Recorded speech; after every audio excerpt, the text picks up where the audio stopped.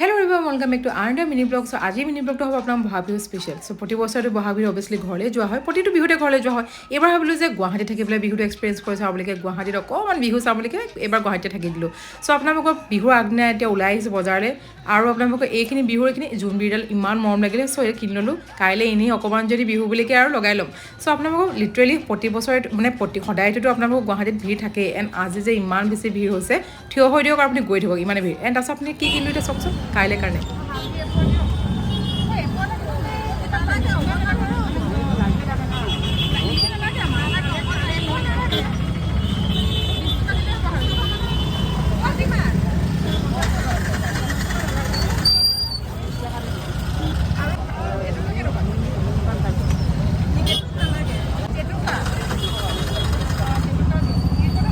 আৰু আপোনালোকৰ সকলোকে বহাগ বিহু বহুত শুভকামনা থাকিল নতুন বছৰ যাতে সকলোৰে ভালে কুশলে যাওক